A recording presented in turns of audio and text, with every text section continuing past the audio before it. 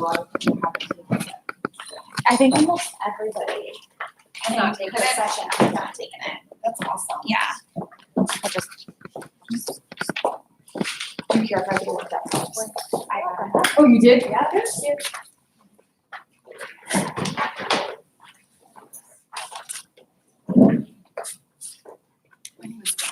I'm Haley. It's nice to meet you.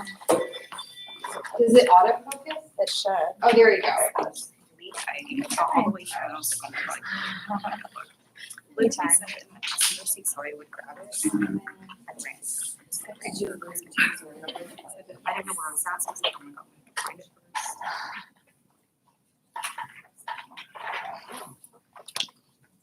I did not just sound.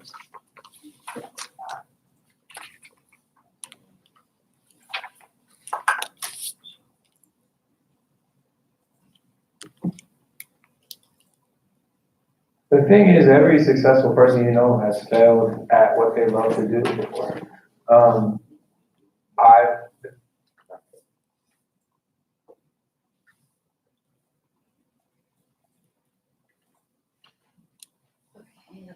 Okay. How many people do you think we have in the morning session? I think it's 5 Okay, cool. or so. Maybe a little bit more. We're up here. I'll be right back. Oh, we have 8.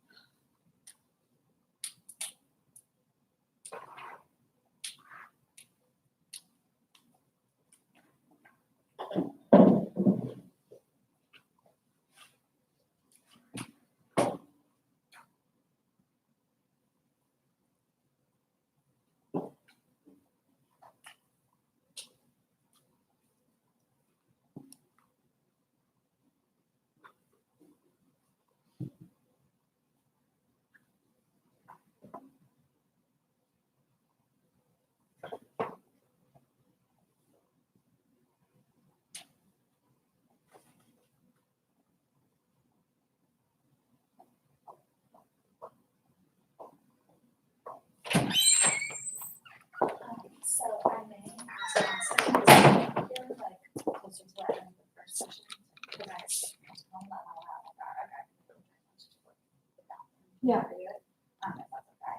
Oh, yeah, I think that's totally fine. So I was thinking around like maybe 11:45. Yeah.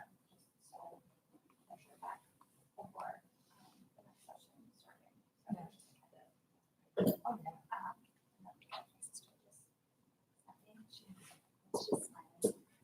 Oh my goodness. Oh my gosh. How long is she? 24 weeks, 1 day. Really? Yeah. See, look in the top left-hand corner. Here's the 24 weeks, 1 day. Yeah. Yeah, because there's she's 6 months. Yeah. That's so exciting. Hi. Hello. There's a sign-in sheet right there and some forms that you can pick up. So much typing. Okay. You want me to start? How are you guys? Who was here yesterday? Half of the day yesterday? You weren't here yesterday? No, ma'am. No, you weren't here yesterday. Hi, how you doing? Good.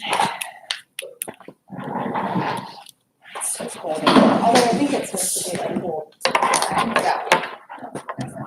64, which is cold. Yeah, it's chilly. It's still Yeah, right? Florida cold. Yeah, well, and yesterday it was 80 something, Yeah, it's so. so weird. I think cold just came in like over the weekend. Yeah, tomorrow's gonna be cold too. Really? Do you know the temperature, like today or colder? I think it's about today, but I'll check. Oh, no worries. I was just giving you a heads up. That's fine. But if we're waiting, right? Yeah. Let's see. If it ever loads here. Oh, absolutely. It's like we're in a cinder block hanging in here. I have no service anytime. See, this is the first time I've been in this building, so I don't Really? even know. Oh, I mean, it's a great go to place UT, be. so- Okay. Yeah. Just cell phone service can be frustrating. That's. it's No just- worries. Yeah. We'll just say the same, Yeah. right? Well, we can go ahead and start just to be respectful of your time. Thanks for coming. Did anyone who came yesterday, you didn't come to the morning session, did you? Okay, I was gonna say, if you did, it's essentially a duplication. So you're smart to just pick one. I know that Jordan's directions say to just pick one, but sometimes, you know, when there's a bunch of directions, it's easy to kind of, and thus is the case when you're taking an exam, like the GKT, right? So anyway, the morning session is not focused on any curriculum. The subsequent afternoon, later morning and afternoon ones are, right? So we'll talk a little bit about that. But first we wanted to just kind of introduce ourselves to you. No, what's wrong?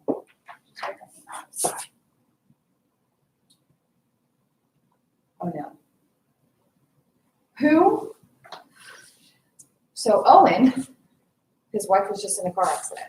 Who does our reading session? Yes, so he's not gonna, okay, let me, is she okay? Yeah, I know. I'll respond to Okay. the email. but- Just, that's okay, we'll be able to figure out switching Yeah, things, exactly. it'll be fine. Was anyone here today only for reading?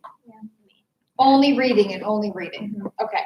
And you were you gonna go to both? Yeah. Yeah, Why not? okay, so we're gonna figure that out. Sounds good. If anything, do you delete the videos? There's no yes. archive, right? Okay, whatever, we'll figure it out. Okay, yeah. Okay. We'll let you guys know. As soon as No we worries. know something, you guys will know something. It's all good. Okay, oh my gosh, I know, oh, that's I'm just gonna terrible. say is she okay? Okay. Oh my gosh. Anyway, so Owen is, he's a doctoral student here with experience in literacy and reading. So he's our instructor for the reading section. If you came yesterday, you met Deanna. Deanna's an advisor in the College of Education, and she taught math for 7 years, and she taught the exact math that the GKT focuses on. So she really, really likes math, which you probably yeah. So a lot of people tell me they learned so much from her in such a condensed period of time, which is fantastic. I work with the English language skills and the essay. So in the morning, I focus just on the English language skills, and in the afternoon, we actually write an essay together. So there are some overlapping competencies there, but the morning session doesn't really allow for us to have time to physically write an essay together, but we'll do that in the afternoon. And then everyone's met Jordan virtually, at least. Yeah, I help coordinate the boot camps, and I'm also the point of contact for all of the FTCA resources that we offer in College of Education. So we do have tutors, like that you can get in-person tutoring from. Owen is one of them, and Kelly does math, so Owen does reading and English language skills for in-person tutoring. And then we've got online modules and things like that. I'm also going to be adding all of you to this FTCE learning community. If you're not in it, you're read with us. But yeah, so that is a Canvas course. It's not like a class, but it's just kind of like a centralized location where you can find like more information about resources and where I can communicate with you about, you know, like things about the GKT and stuff like that. So Yeah, and for non-USF students, we'll provide you with so many resources once you leave here. yeah. So that's everyone today, and yesterday, it's not the only time you can ever communicate with us. You are welcome to, at least I can say for myself, when I, afterward, once you've signed in for the English language skills and or essay sessions, I'll send you follow-up information. That way you'll have my contact information. If you have any questions, please feel free to reach out. I know, like Jordan said, she can help get you connected to resources at any point. So if you come to a boot camp and you get the preparation materials that we give you and you feel as though that's adequate, fantastic. But if you're like, you know what, is there more that I can do? She can definitely help point you in the right direction and even help work through what might be the best path for you. Is it the online modules? There's a cost associated with those. Maybe it's not. Maybe it's something just, as straightforward as doing some practice things on your own. But that also takes into consideration like your own desire to do that. You got to be pretty self-motivated to do that, So this is how today is going to work. We're going to figure out specifics about reading, but we're here till 9:45. At 10 o'clock, there is going to be no reading, but I'll be working with English language skills. And from 10 to 12:30, we have a break from 12:30 to 1. So if you are familiar with campus, then you likely know the different eateries around. If not, we're happy to help point you in the right direction. There's a Subway in the building that's right across from the College of Education, Starbucks, Polio, there's the Marshall Student Center with lots of things. Of course, there's good old Uber Eats if you want to spend $1 million. What's wrong? My bad. All right, you're fine. Okay, all right. And then the afternoon session, so we will, at this point, as I understand it, have the reading session in the afternoon. And then I'll duplicate what I did in the morning again, but I'll just add on the essay portion, right? What Jordan put out there that you picked up when you signed up that assessment, we want you to fill that out every time you have a session, right? And although you did put identifying information on it, when those results come to us, we don't see that. So we really do want you to give your honest feedback. I mean, we want you to, even if it was being shared, but I understand that. Sometimes you're like, well, what are they going to do? Go back and track me down and say, you didn't give me very good or whatever the indicators are. Because that's how we know to make improvements, right? And if we're educators in the classroom, it's great to hear the things we're doing well, but also, and that is helpful to know to maintain those things, but we want to hear what we can do to make things better. And we make adjustments. So I just reformatted my whole guide based on some feedback that I got. Questions that everyone was getting right. So I'm like, well, maybe I need to make it a little bit trickier, not necessarily trickier, but I want to make it in line with what you would get when you actually take the exam. So, or people had a lot of questions about something, and I wanted to make sure I addressed that with a little bit, greater emphasis. So we do take that into consideration. So please do fill that out when you're done. All right. So like I said, the later morning and afternoon sessions are about the content, right? Like English language skills, reading, math. This is not about content specific. This is about your mindset. So let's just look at number 1 and tell me if you think true or false. And you don't necessarily have to tell me, verbally and tell your peers, but you can if you want to. So when you read that statement, what's the first thing that comes to mind? True or false? You can learn new things, but you can't really change how intelligent you are. Your intelligence is your intelligence. What do you think?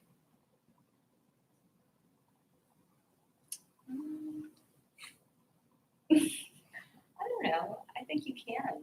You think you can? Change your Okay. intelligence. Yeah. Okay. Isn't it? I think kind of the intelligence equals how much you know or how much maybe you don't know. So you can learn. Who agrees? Yeah, I agree too, completely. Now, do you know there was a time when it was pretty well accepted that that was false? I'm sorry, that was true, that, look, this is how intelligent you are. There's something called an IQ test. And so that was administered. And someone said, oh, you have a 120. You have a blah, blah, blah. I'm going to classify you as gifted, non-gifted.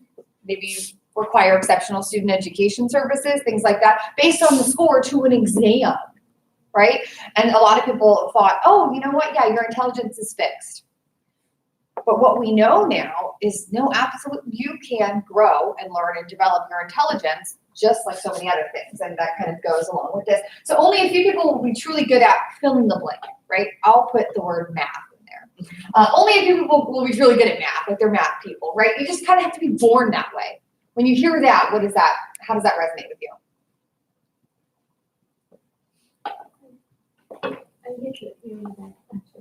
You don't like hearing that? Neither do I. What makes you say you don't like? What kind of emotions does that evoke? Because my son say this sentence all the time, and he's like not thinking about improving in math because he didn't born with that, He's like, that's it. I'm not a math person. I'm done, Oh my God. How old's your son? 11. So I knew someone who did her dissertation on when we identify ourselves as either a math person or not. And she said by grade 3, we've decided. Isn't that crazy? Now, what I wonder if this is true about your son, but I know it's true about myself. I have said that statement. I'm not a math person. Anyone said that? Who told you that? Myself. Yeah, yeah, right? Hi, come on in.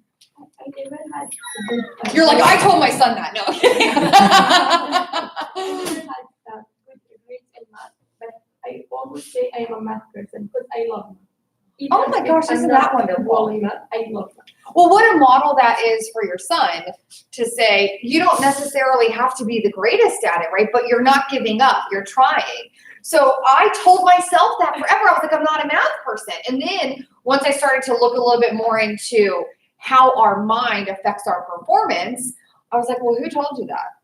And it was myself. I never had a teacher who told me that. Now, math was never like my strongest subject. I love English. I love reading. I love writing. So that's what I pursued. I think I compared myself to people like Deanna, who I worked across the hall from for quite some time, who taught math for 7 years, who loves math. My sister is a CPA, right? So she went to college. She double majored in accounting and finance with a 4.0. I would call her when I was studying for the GRE, like the standardized test for grad school, when I would get to questions about math, and I'd say, hey, can you grab a pen? Like, I don't understand this. She's like, I don't need a pen. And I'm like, okay, I don't like you. But she doesn't. But the thing is, she loves math. So she was really passionate about it. So I think I was comparing myself to people who that was their passion. That was their favorite subject. And they happened to be really good at it, right?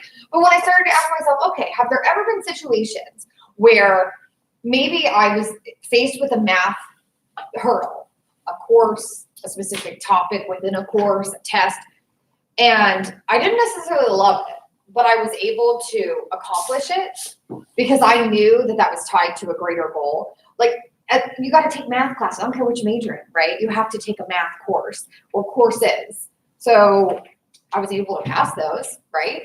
I was able to pass a math section on standardized exams, even though I knew that wasn't my forte, because I recognized that my ability could change with effort, right? Society kind of makes us think that this is true. If you think about even like the cosmetics industry or things like that, like some people are born, we know no one looks like that when they wake up. Or if you even think about sports, is anyone in here like a fan of watching any sports or, right? So if you think about some people who are like just notable with their respective like sport, I think about LeBron James or Michael Phelps, right? So when I think of basketball, I think of LeBron James. I'm from Ohio, so maybe that's it. Although people, I don't know, they like him, then they didn't like him, now they don't like him again. Who knows? Whatever. Let the man just do whatever he wants to do. But he's really freaking tall, right? Yeah. So like physically, he was born with something to say that he would likely be good at playing basketball. Michael Phelps. I mean, I remember when I saw him on the Olympics and they do like those, like an analysis of like his body, like the whole and they're like, literally the man is built like a fish, like his arm span. Yeah. But have you ever read or heard from their coaches to talk about their ethic, like their work ethic? Like when they get up and get in the pool or how often they're in doing strength and conditioning, things like that. So they have the ability that they were born with. There's something that gave them an advantage. But they knew that wasn't enough. So they knew that with effort, that could change, that could improve, right? And I think, like, as an educator, I would take someone who maybe doesn't necessarily have a natural inclination for a subject, but who's really passionate about learning and pushing themselves over someone who can do it with their eyes closed and doesn't try. Because I think that work ethic, although it's harder, right? That's what matters.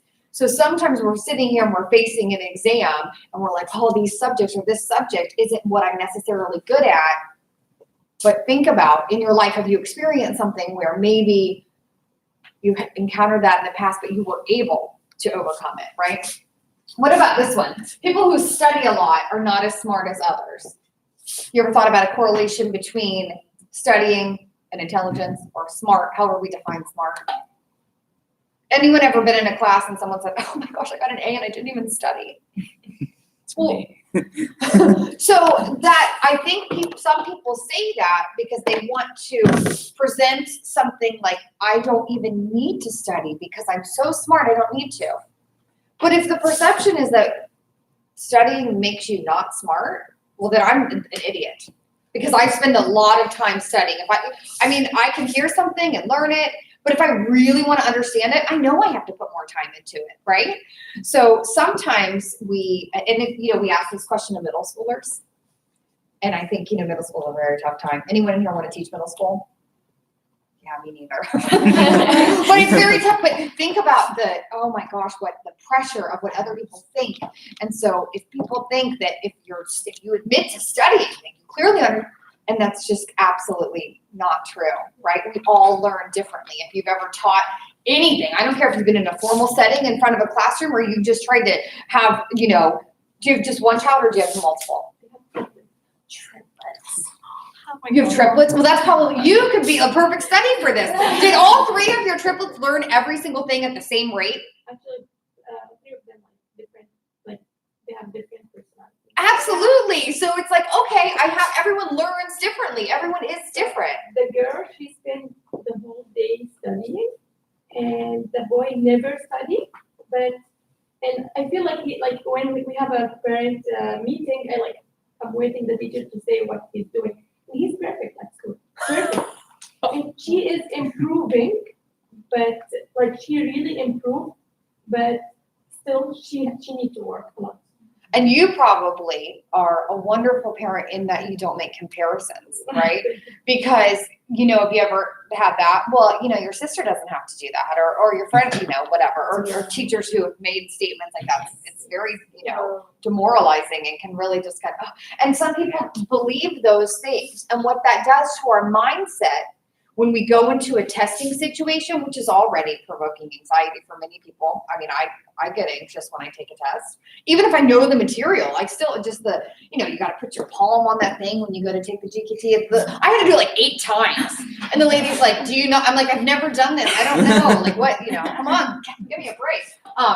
So when we have these feelings and we're going into a situation that we're already a little bit anxious about, it doesn't help, right? But if we understand and we know that, yes, we may not have a subject that's our favorite, or we may have had challenges with this in the past. But if research shows that if we put our effort into improving, we deliberately take actions to make improvements, that there can be a difference, right? But we have to believe it.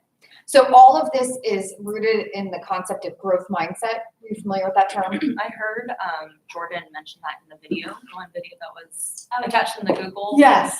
Drive video, and then I went online and I found a link, and then it took me a whole website. I haven't read it yet, but I did find and read about it, and I do like it. Oh my gosh! You said something about that we are going to succeed, but just not yet. Not yet. We haven't yet. So Carol Dweck is a professor at Stanford, and she's kind of like the pioneer of growth mindset research.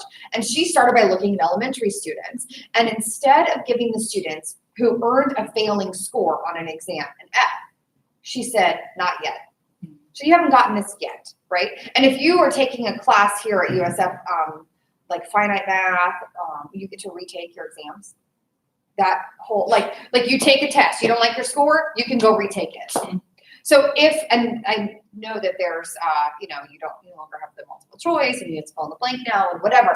But that is demonstrating the power of growth mindset. So you didn't get it yet, but it doesn't mean that you haven't. So Carol Dweck has one of the most popular TED Talks out there, and it's called The Power of Yet. I think she's a better writer than speaker, but whatever. So I mean, it's 20 minutes and she's not necessarily, super full of energy, but I think what she says is important. She started by looking at elementary students and she was like, okay, what happens when I change? And instead of giving that student an F and saying you failed, saying, well, you didn't get this yet. Let's look at what you did wrong and let's figure out how we can make adjustments, right? Then they could see that there was power in having a mindset that was, okay, I didn't get it yet, but I can grow and improve my intelligence, my ability, all of that can change as long as I put the effort into it, right? So this guy on the next slide, you guys know who that is? Who is he? John Legend. I think it's so funny because one time in orientation, we were with parents and families and students, and his dad goes, "Yeah, I know who it is. It's Usher." And his daughter was like, "Oh my God, yeah, Dad, no." But you know what he's gonna say? I don't know about Usher's career trajectory, but it might be the same. So John Legend, would you say this guy's successful? Yeah. So he has won so many Grammys. Right? There's a picture of him holding all these Grammys. Different organizations have given him awards to recognize his humanitarian efforts. So he's, been successful in his industry of entertainment. He's also been recognized for making charitable contributions. He just got the sexiest man alive. So some people think that's a pretty successful thing. I saw that commercial in the Super Bowl where he said to his wife, like, "What's the secret password?" And she was like, "You're the sexiest man alive." But he's going to talk about this concept of growth mindset as it relates to his life, but he also kind of makes a broader comparison, and I think it's really meaningful. The thing is, every successful person has failed at what they love to do before. I've been unsuccessful in my career. You just didn't know about it because I wasn't famous yet, and I was trying to be famous. I was trying to get a record deal for 6 years, and I kept getting turned down. And any successful person even though it seems like everything just happened for them, it usually was preceded by a bunch of failures, or at least a significant amount. But the great ones aren't the ones that don't fail. They're the ones that learn from their failure, and they keep going, and they're persistent, and they're tenacious. And for me, I was trying to get a record deal from 98 to 2004, and I got turned down by every major record label, including the one I'm signed to now. And for me, that means that even when you hear no, you have to keep going through all those no's until you get to yes. And with learning something new, I think it's the same principle. When I was younger, I didn't really know that you could just get better at things. I think we're so used to the idea that you're talented at something and it's sort of fixed, the idea that, oh, he's just a good singer, and even with singing, I've gotten better at singing as I've gotten older. I wasn't singing in a way that was sustainable, and I wasn't breathing right, I wasn't doing a bunch of things correctly. I realized that there was a ceiling that I couldn't crack through unless I actually studied and worked under a coach to get better. And this idea that things are just fixed is proven not to be the case. You can get better at things, you can grow, and even people that are innately talented still need to go beyond that basic talent that they have and cultivate it. So does anyone watch The Voice? I don't watch it either, but my husband does, and I always have my contacts on at night, so I feel like, because you're not supposed to see what they look like, right? It's all about their voice, so I feel like I actually experience it because I use the reading and I can't see anything, and but so he's one of, I don't know if he has the season they switch. I don't understand the logic, but whatever. He's one of the coaches. Those aspiring singers are dying to have him, Blake Shelton. I would love Adam Levine. I can't sing, but he can coach me in anything. That's fine. But all of those people, they want them to be their coaches, right? They're looking at those coaches like that's a status symbol. Like I have a coach, right? I don't watch Keeping Up with the Kardashians, but they have people who do everything for them, right? And that's a status symbol, isn't it? They don't have to do their own makeup or hair, right? Someone comes in every day and does that. And that is wow, they have so much money that they can just sit there and that's what they look, whatever. Why don't we equate academic tutors in the same way? If someone goes to see a tutor, there might be a stigma associated with that, and that stigma is often negative, right?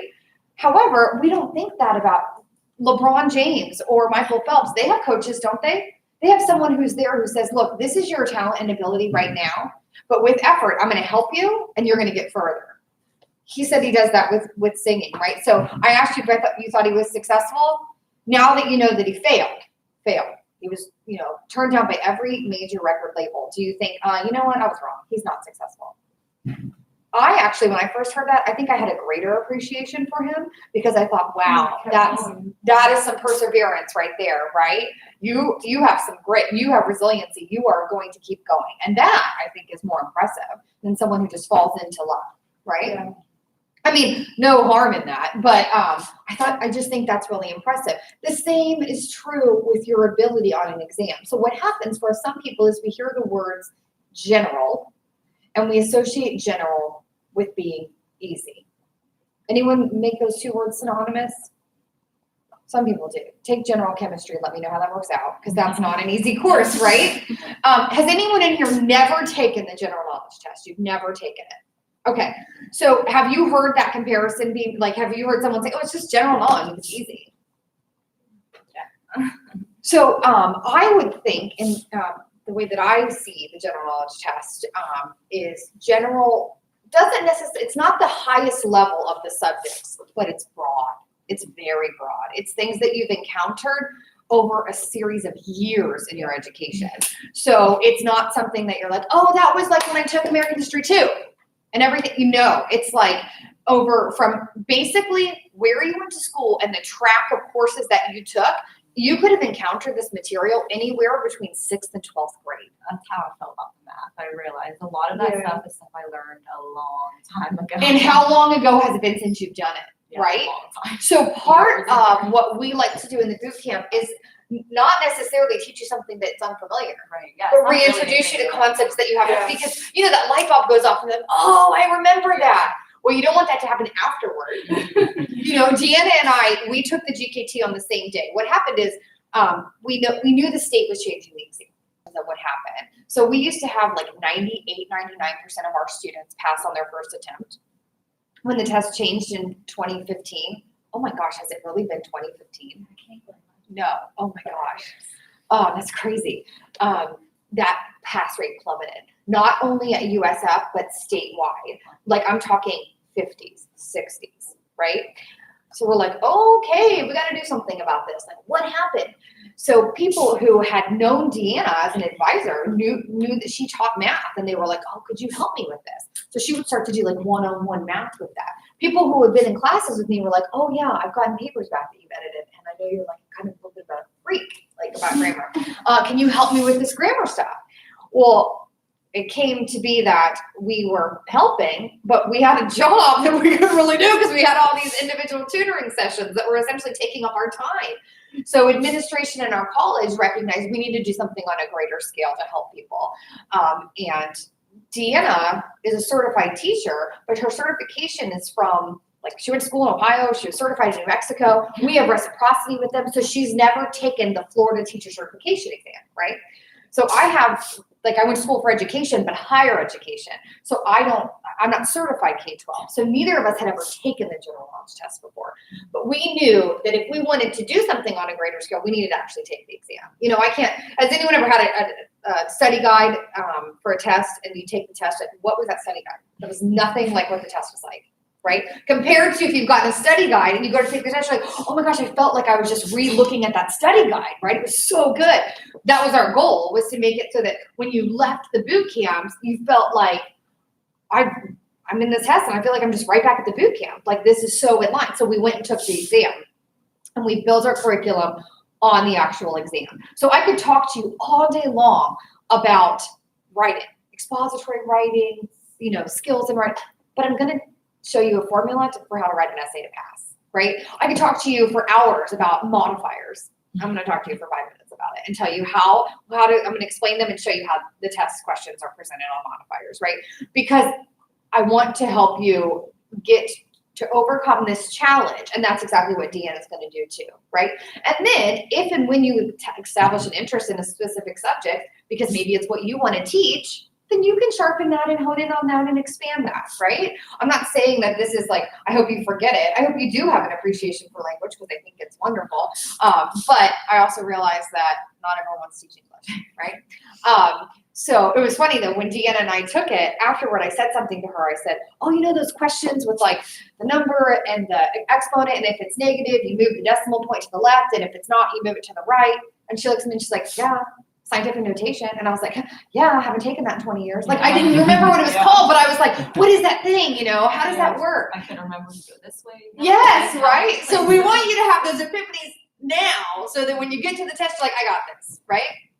So if you believe that your energy and effort and all the time that you're spending here on a Friday morning, right, is worthwhile. I mean, we definitely think it is. So if you've taken the test before, you may be familiar with this. If you haven't taken it, and you may have looked this up, but this is just a rough overview of how the GKT works. So there's 4 different subsections. When you begin, you'll start with the essay, and you have 50 minutes to write 1 essay.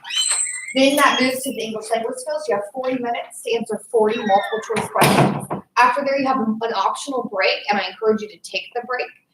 Even if you just stand up and walk around and, I don't know, do a couple jumping jacks or something to just kind of allow yourself to refocus, take a short mental break. You come back and you have 55 minutes to answer 40 multiple choice questions about reading. And then you finish with math, and you have a longer period of time. I think most of us know math problems. You have to kind of calculate them. You need more time to do that. Now, what I want to focus on are the passing scores.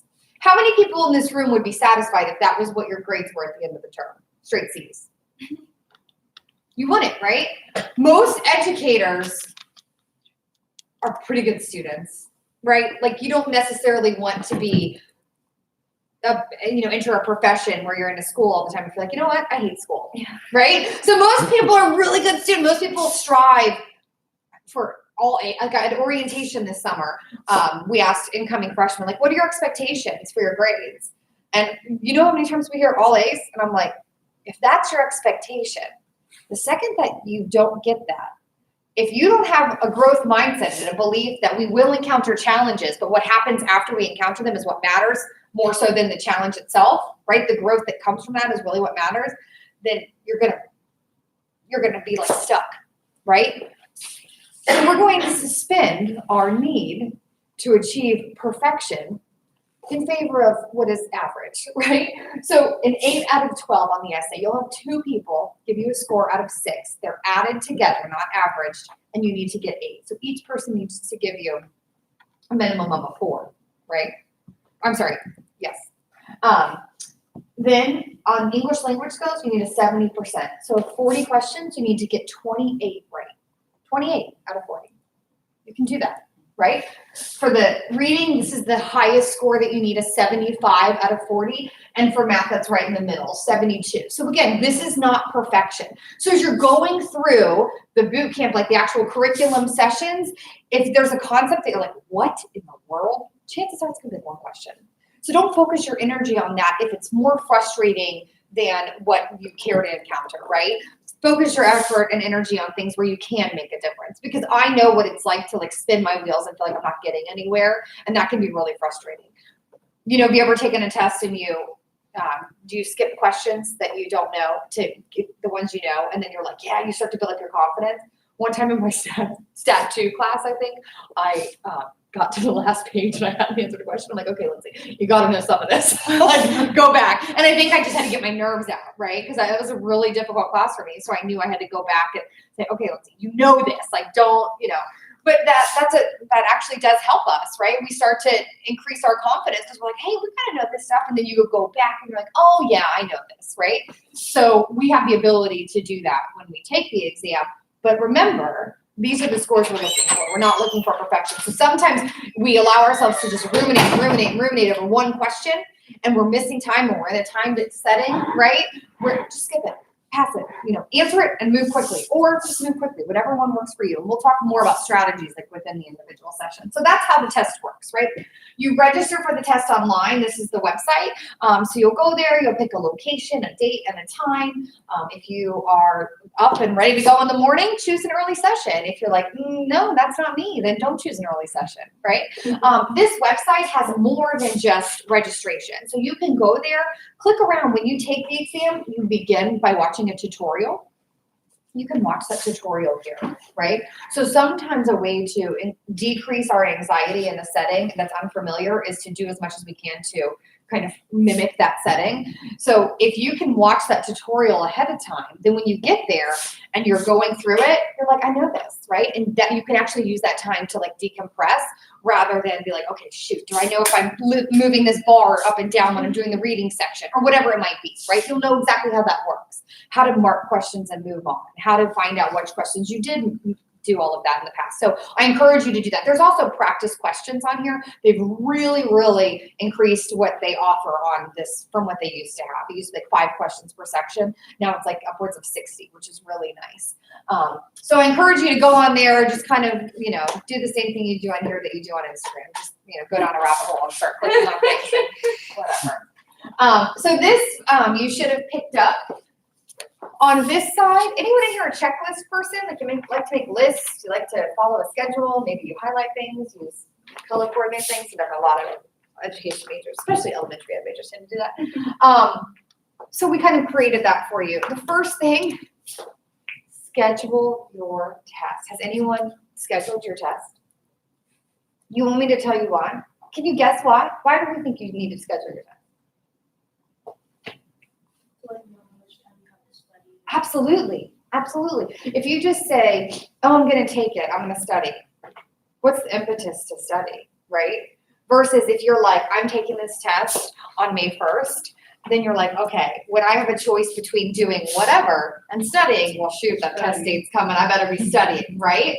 So we want you to pick a date to study. Yes. Also, because you have to keep in consideration if you have to retake it. And Absolutely. On the video, it says that it takes 4 weeks for like your score to come out too. Yes, that's a great point. So we want to go in with the belief that we can pass, but we also want to be realistic and say, well, what if we have the ability to take it earlier and give ourselves the cushion if we have to retake it? When can we do that? That's great advice. So think about, for you personally, if you have a deadline that's given to you by the institution you go to, the program that you're in, application or admission deadlines, those kinds of things, and work backward from there, right?